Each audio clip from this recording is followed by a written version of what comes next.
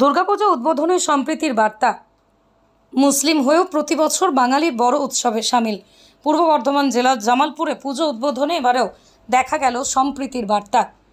মঙ্গলবার জামালপুরের বিভিন্ন পুজো মণ্ডপ উদ্বোধন করেন জামালপুর ব্লকের সার্বজনীন পুজো কমিটি, চাকদিঘি মিলন সংঘ, চৌবেড়িয়া বাজার সর্বজনীন দুর্গা উৎসব, পাঁচরা উত্তরপাড়া বারোয়ারি ডুমো সর্বজনীন দুর্গা উৎসব, পাঁচরা উত্তরপাড়া বারোয়ারি দুর্গা পুজো কমিটি।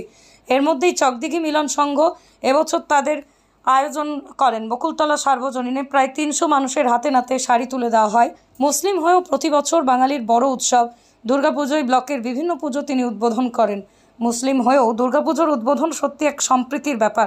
প্রতি বছরই আমরা দেখি পঞ্চমীর দিন থেকে আপনি জামালপুরে বিভিন্ন দুর্গাপূজা মণ্ডপগুলো উদ্বোধন করেন। আজকে কতগুলো পূজা মণ্ডপ উদ্বোধন করলেন এবং আপনার অনুভূতি যদি কি বলেন? দেখুন, সার্বিক জায়গা থেকে আমি একটা সংখ্যালঘু সম্প্রদায়ের মানুষ।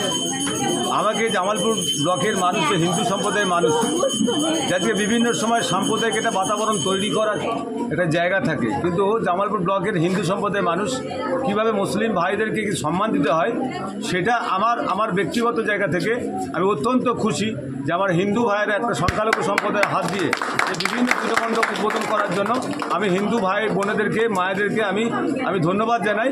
এবং আজকে আমরা প্রায় 8টা আমরা পুজো মণ্ডপ উদ্বোধন করলাম।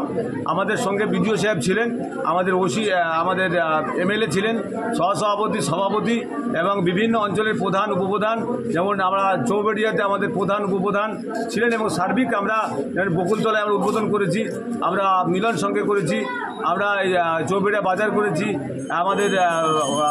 আমাদের এখানে পাঁচরা উত্তরপাড়া করেছি এবং আমাদের ডুমো বিভিন্ন জায়গায় আমরা করে আসছি। এবং আগামীকাল সকাল 9টা থেকে প্রায় 12 থেকে 14টা পুজো মণ্ডপ কাল সকাল 9টা থেকে শুরু করব রাত্রি 9টা পর্যন্ত।